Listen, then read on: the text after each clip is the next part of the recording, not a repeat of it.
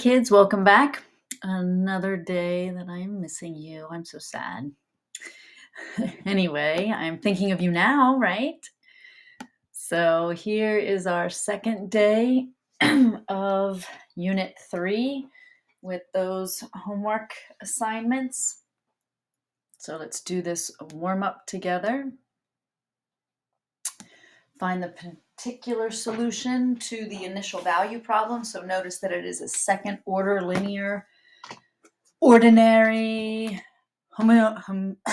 homogeneous differential equation. So what are you going to do first? Get the what? Good. Characteristic equation. So what do we have? We have r squared minus 2r plus 5 is equal to 0. That doesn't factor, so what do? Factor into rationals, I should say. We go to the quadratic formula. With the quadratic formula, we get r is equal to 2 plus or minus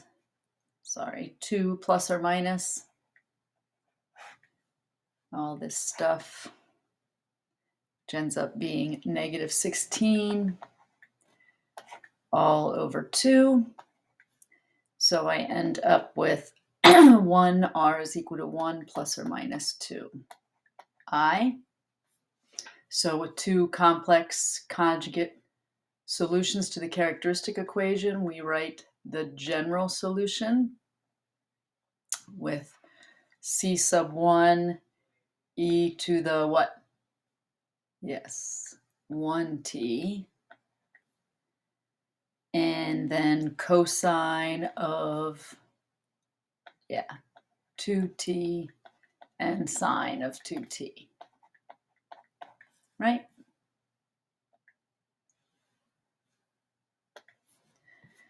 The real component, 1, goes here. And the non-real component 2 goes here. Oops, I have my constant in the wrong place, don't I? Fix that because I only have one constant and I need 2.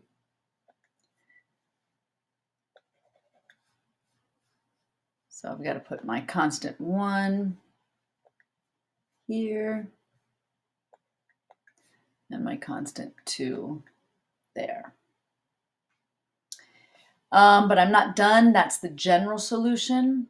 But given the initial condition on the function, as well as the initial condition, the initial slope at that point on the function, I need to solve for those coefficients, right? So again, I will let you do that math. And so if you want to pause the video, but when I was done with that math, I got C1 to be 0 and C2 to be 1/2. And therefore, my particular solution was 1/2 e to the t sine 2t.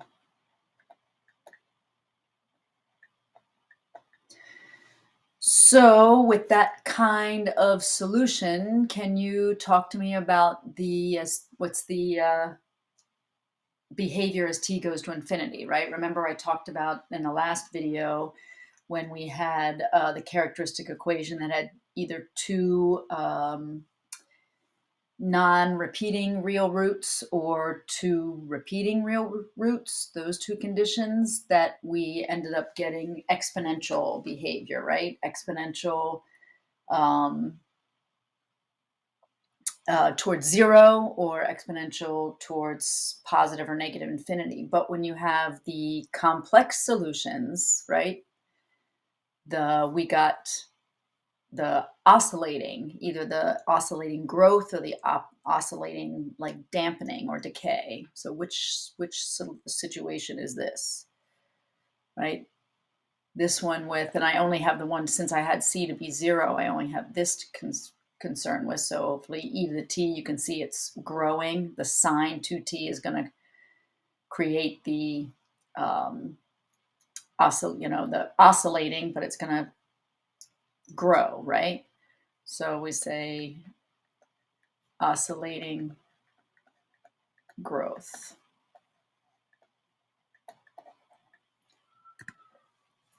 And there's what a little bit of the picture looks like.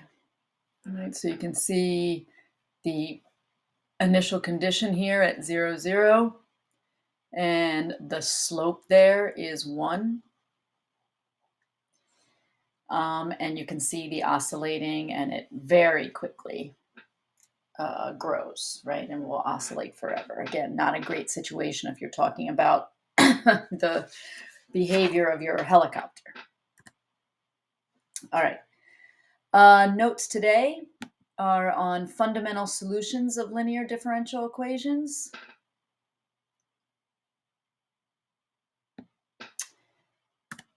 So we're going to talk about the type of solutions that we get, and kind of talk, remember in the in Unit 2, we had a theorem about the existence and uniqueness of a first-order differential equation. It had to do with continuity and partial derivatives, right? Well, here, given a second-order differential equation, I want to have the same question. Is there a solution? Is the solution that I find unique? So let's start with something that we had before. Here is a second-order homogeneous differential equations where all the coefficients are constant. I also have two initial conditions with 0, 1, and a horizontal tangent at that same x value, right? And I found the solutions, and I found two solutions, y1 and y2. And remember, we talked about this yesterday too, or on the previous video, that any linear combination of solutions is also a solution, right? So I could also write this solution that's technically called the principle of superposition, where I can put those two together.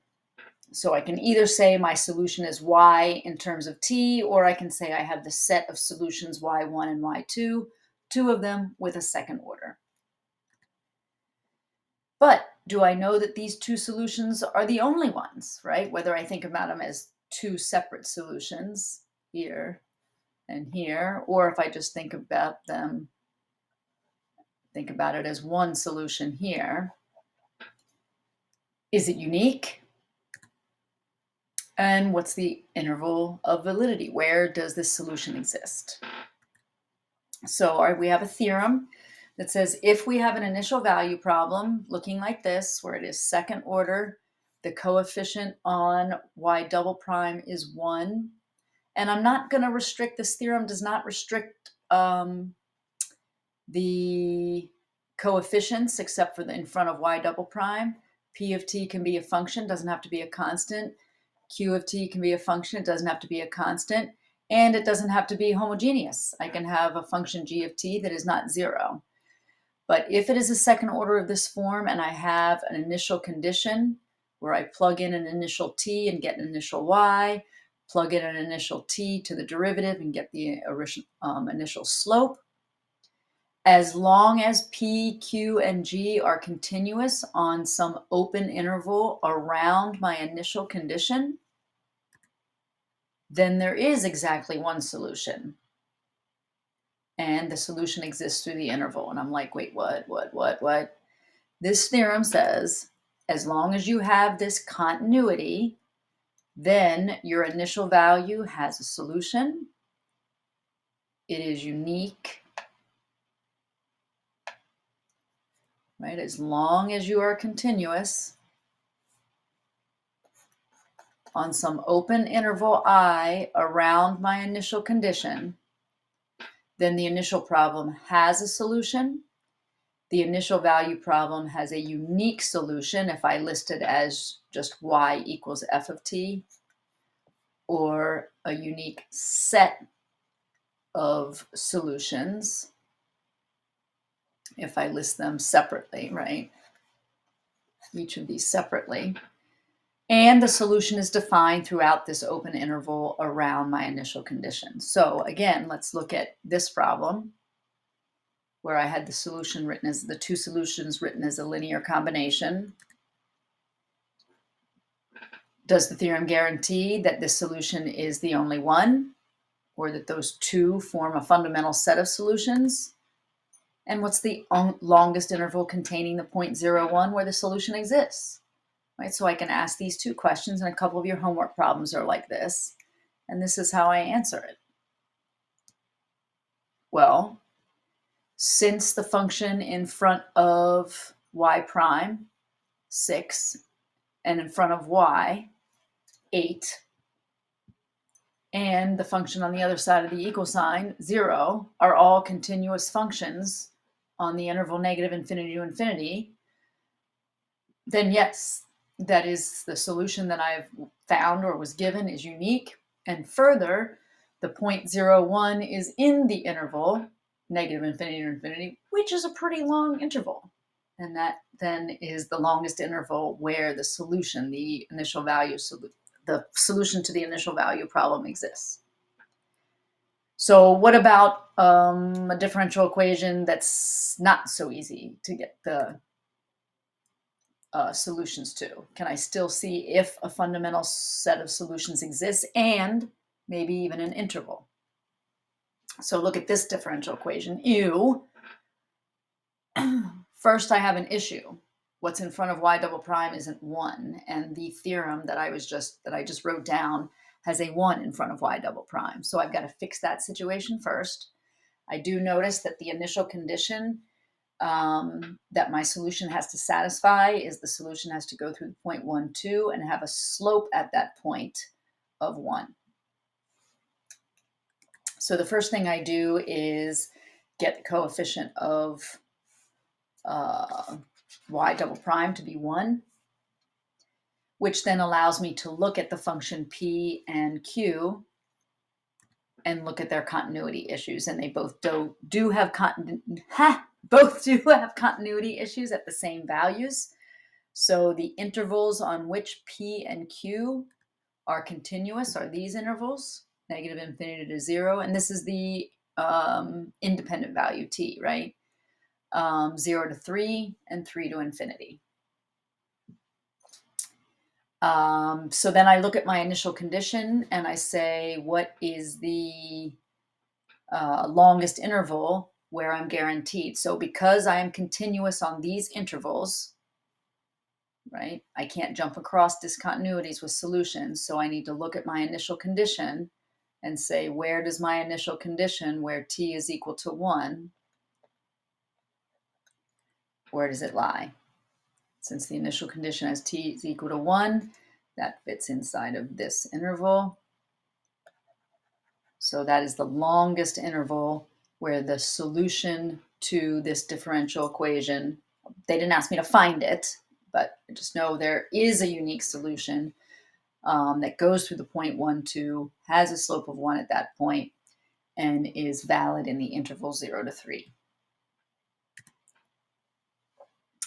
Now let's go back to homogeneous differential equations.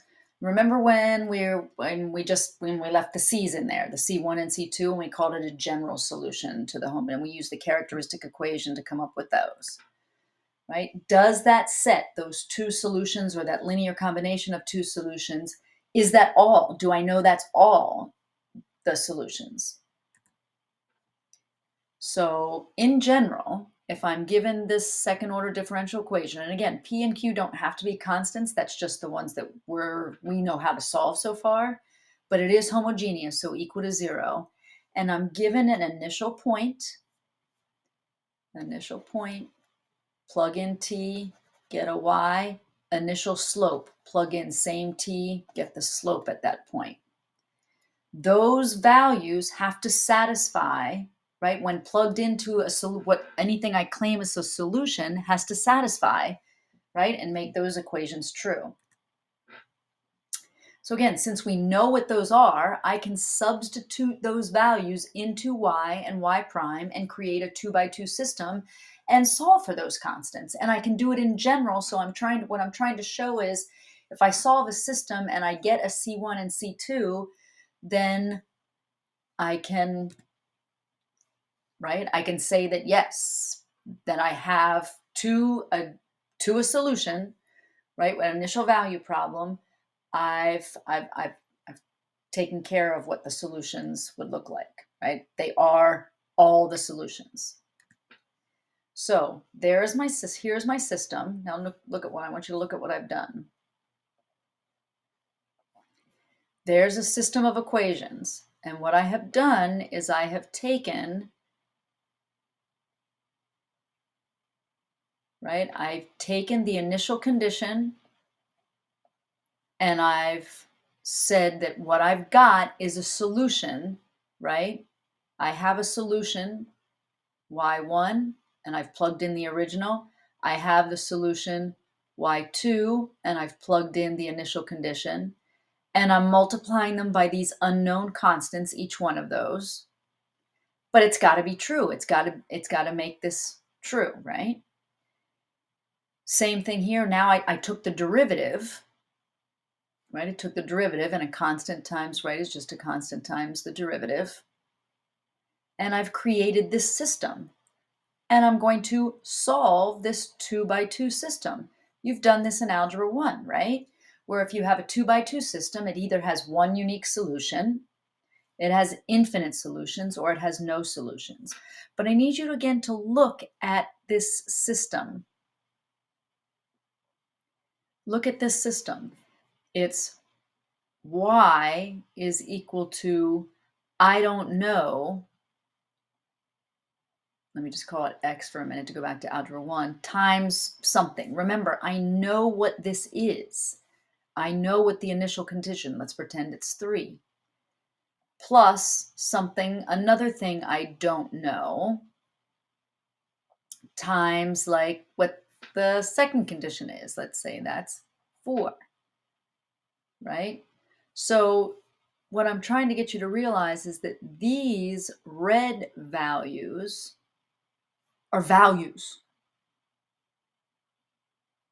What I'm solving this system for are C1 and C2, the unknown constants of integration, right? So look at Gabe. Isn't he spectacular? Look at that wig. It's just beautiful. That's Kramer. Now, I don't know if you remember all the way back in AAF. If you took AAF, we solved systems of equations, and one of the ways that I showed you was Kramer's rule. Kramer's rule for solving a system is also called the determinant method because it involves using determinants. So at this point, you're probably thinking, what is she talking about? Why? I don't even see where we're going here. All right, so just bear with me for a minute. Back in Algebra 1, you learned how to solve a 2x2 system. You could do it with algebra, right? You could substitute, you could use the add down method. And then in Algebra 2 or in AAF, we taught you how to solve it with matrices. You solved an inverse, right? You used inverse matrices to solve a matrix equation. That was another way to solve a system. We showed you how to do it with 2x2 systems, but then we showed you, 3x3, and with a calculator, you could do a 5x5 system, right? Well, we also showed you Kramer's rule, which was a determinant method. So, thus, by Kramer's rule, the solution to a 2x2 system is a ratio of determinants. And you're like, wait, what? We don't, for our purposes, we don't care what these numerators are, but I need you to understand that everything you're looking at is a determinant. This is a determinant. Those are not absolute value bars. They're determinant bars. The determinant of something called d sub x. The determinant of something called d sub y. Again, we don't, for our purposes, we don't need to know what those are. Just refresh your memory, maybe. The determinant sub x is the determinant of where the first column has been replaced, which is the x column, been replaced by the answers to the system. And the numerator there is the determinant with the first column replaced, or with the second column replaced with what the y values, the answers to the system. Don't care. What we care about is down here. What is this determinant? That's what we care about. Again, you don't know why we care about it, right? Again, I seem to be going off into some crazy tangent. I want to remind you what the system looked like. This was the system we were trying to solve.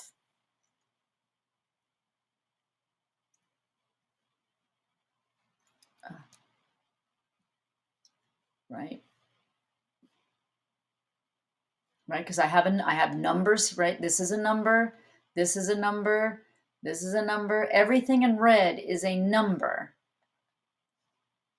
Solving that system, remember you get a unique solution, which again in AAF I told you was an independent consistent system, or infinite solutions, which was a dependent consistent system, or no solution, which is inconsistent.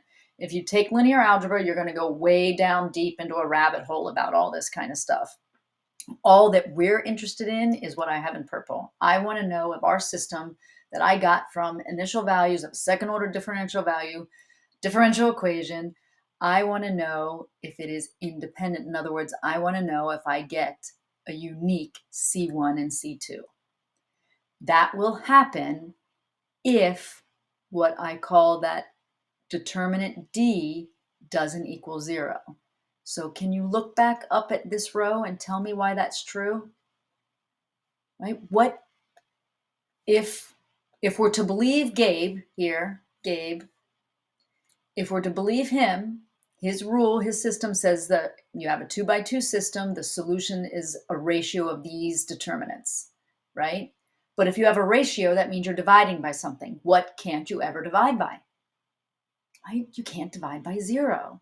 So if indeed I get an answer that looks, when I do whatever Cramer's rule says to do, and let's say I get an answer that is 3 over 2 comma 7 over 2, that is a unique solution.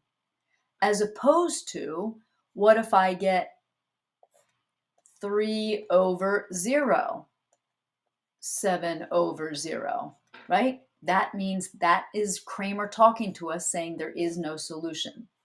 If you end up getting the indeterminate forms, 0 over 0, that tells you you have the dependent solution. Again, not what we want. We don't want dependency. We do not want inconsistency.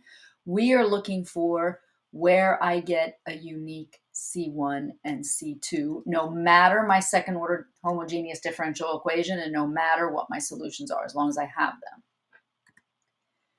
So there's what it looks like, right? This Cramer's determinant is made up of, right? Remember, these are numbers, really, right? Because you're taking an initial condition and plugging into y. So that makes up your first column. These make up your second column.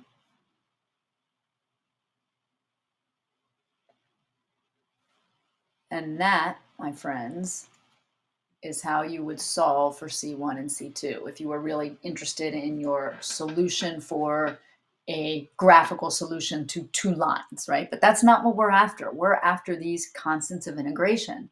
So do you remember how to calculate a 2 by 2 determinant?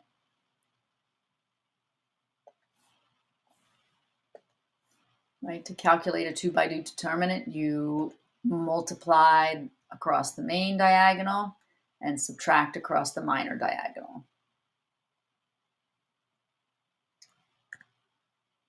So that's what that looks like. As long as that difference of products, that determinant value is not equal to 0, it says that the system we made, plugging in an initial condition to the linear combinations of solutions that we claim we can find or have found or have been given to us, along with the derivative and its initial condition, the initial condition of the derivative, that we can get a unique solution as long as that determinant D does not equal 0, or does not equal 0 on the interval containing my initial condition. Wow, this is a lot, right? I know. Well, as awesome as Gabe and his wig is, here comes this guy. He's called Josef something something Wronski is his last name. He doesn't look nearly as impressive as Gabe, but truth be told, it's just maybe because he doesn't have a wig, right? he eschewed the wig. He says, I don't need my wig, I love my baldness, right? Anyway, Wronskian comes along and says, well, I don't need all of Kramer's rule. I really just needed that denominator. So for what I want to talk about, the fundamental fundamental set of solutions to a linear homogeneous equations, and for us, we're doing a second order, we're just going to take that one piece of Kramer's rule and call it the Wronskian. And here is the theorem. If y1 and y2 are real functions and they are solutions to a second order linear homogeneous differential equation, each of which have derivatives on an interval, the Wronskian is this determinant. Notice I've dropped the plug in the initial condition, right? Just for emphasis or just clarity, I guess, right? Where the first column is first solution, first derivative. Second column is second solution, second derivative. And the determinant is the product of the main diagonal minus the product of the minor diagonal. As long as that is not 0,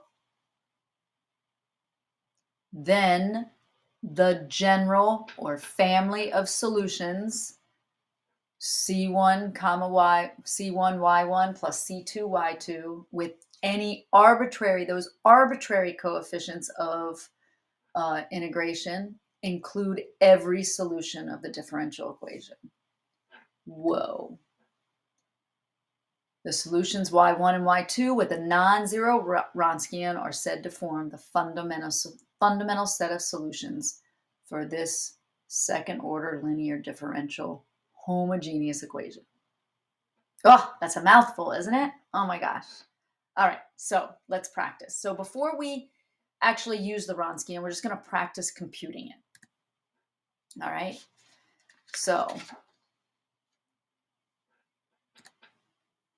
just what's the Wronskian? Find the Wronskian. So those are two solutions. Didn't even give you the differential equation that they came from. Here's two solutions to a second order differential homogeneous ordinary linear differential equation. So set those up in the determinant,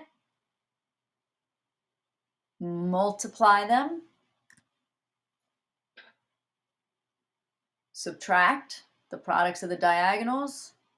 So you get t squared e to the t plus t e to the t minus t e to the t.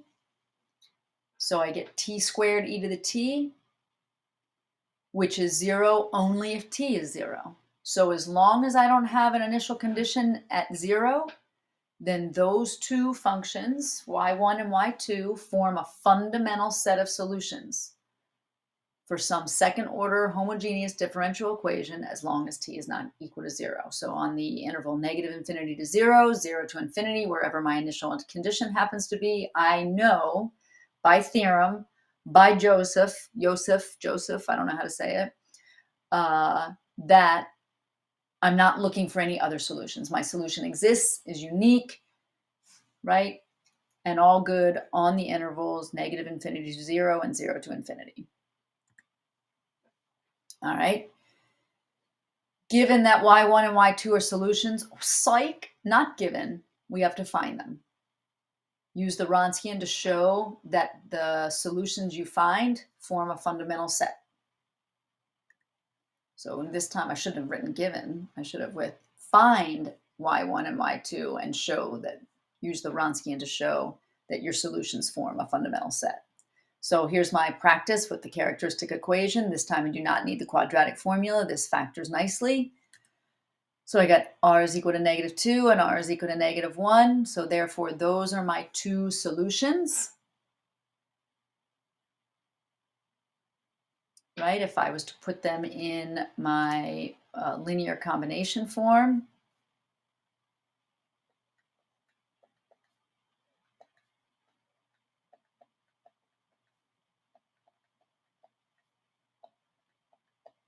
it would look like that. So to show that I have a fundamental set of solutions, I create the Wronskian with my two solutions and then do the determinant work, multiply across the main, and then subtract the product from the minor.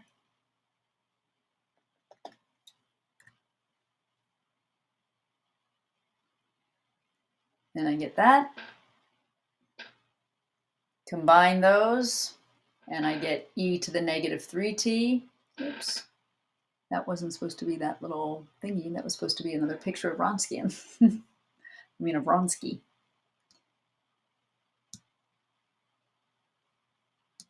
Right? So the Wronskian is e to the negative 3t, which is never 0 for any t. Therefore, e to the negative 2t and e to the negative t form the fundamental set of solutions. And I can then use my linear combination, principle of superposition, right? To say that y is equal to f of t looks like y is equal to c1 e to the negative 2t and c2 e to the negative t for some arbitrary constants c1 and c2. And I am confident that that covers all the solutions in the interval negative infinity to infinity, wherever, and then if I'm given an initial condition, I solve for c1 and c2. Amazing. So let's do it even more so in general. Look at this. This time I am giving you the solutions, but do they look familiar? E to r sub 1, e to r sub 2, t, of course. That's what I get when I solve my characteristic equation, right? If I have my characteristic equation, I solve for r, and as long as r1 and r2 of those, as long as those are not complex conjugates, that's how I present my solutions. And I want to use the Wronskian to show that they form a fundamental set as long as R1 is not equal to R2, right? So that's the first condition. So I'm basically doing a proof of any second order differential equation where I've used the characteristic equation to get R1 and R2 and they are not equal. So that's case 1, right? So what did I do? I got Y1. Here's Y1 and Y2. What's in here? Yeah, the derivative, right? So y prime of the first one is the derivative of that, which should just be whatever R1 is, right? So that's why it looks like that. So this is y prime of the first solution. This is y prime of the second solution. So when I multiply those together, that's what I get. Oh, I shouldn't say multiply them together. When I do the discriminant work, determinant work, I get this product on the first. And notice, because of the characteristics of E, right, we know that the E parts are never going to be 0, right? So the only way this could be 0 is if both R2 and R1 are 0. One of them can be 0, but both of them can't be 0, or this Wronskian would be 0. But what did we say up here? They're not going to be equal, right? So the Wronskian will never equal 0. Since I said that R1 cannot equal R2, then they both can't be 0, and therefore the fundamental set of solutions is e to the R1t and e to the R2t, which of course can be written as one equation. Don't forget that. Fundamental set can be written as one equation with the arbitrary constants.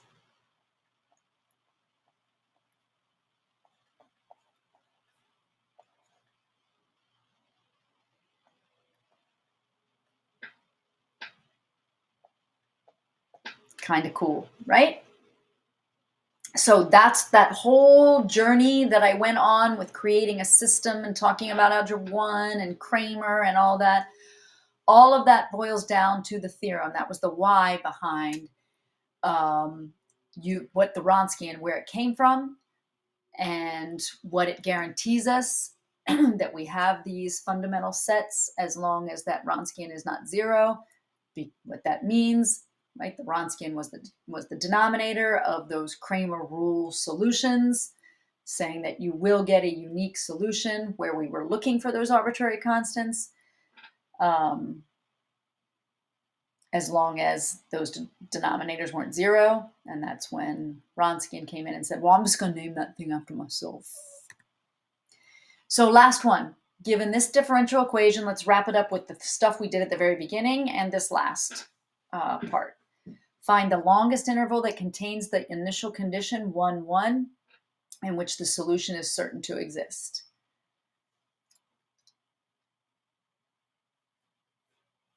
So first I can't deal with the 2t squared, right? So I divide everybody by 2t squared, and I can see that the interval of validity for t is going to be negative infinity to infinity. I'm sorry, to 0 and 0 to infinity. Now, I only wrote down the initial condition. I, of course, would really, if I really actually was to solve this, I would need the initial slope too, right? So at 1, the slope is whatever. But I am just asked for the largest or the longest interval. So I have 2 intervals to choose from. Which one of them contains where t is equal to 1? That one does.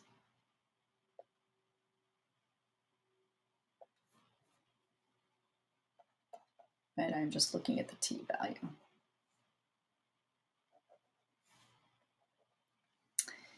Now, given that these two functions, y1 and y2, are solutions, which of course I then needed more than the initial point. Again, I needed the initial slope as well. But supposing that I was able to do that math and find that these are the 2 solutions, which I could use the principle of superposition to write as one equation, but when I'm talking about the fundamental set of solutions, we generally keep them separate.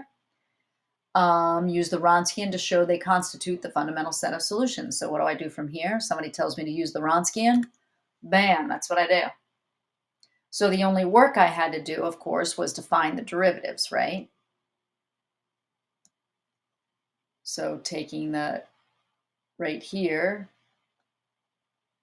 was y prime of the first function. So bring the 1/2 down, t to the negative 1/2. And y2 is negative 1, t to the negative 2, right? Perform your determinant calculations. And I got negative t to the negative 3/2 minus 1/2 t to the negative 3/2. So I got negative 3/2 t to the negative 3/2, which of course does have a domain issue, doesn't it? The Wronskian will be 0, but when t is what? 0. But 0 isn't in my interval of validity anyway, right? Neither one of the intervals, certainly not for my initial condition either. So what does Joseph say?